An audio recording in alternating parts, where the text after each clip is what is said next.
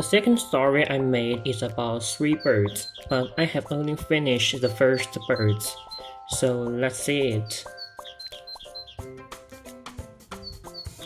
The story is a tale about a bird and it go out to learn flying, but when he flying, he suddenly lose the power. And however, there is a magic tree and he can make the birds to return it home.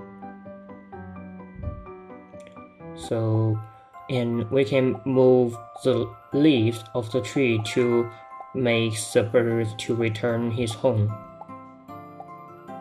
And it's very easy. And in the rest of the time, I will show you how to play the games.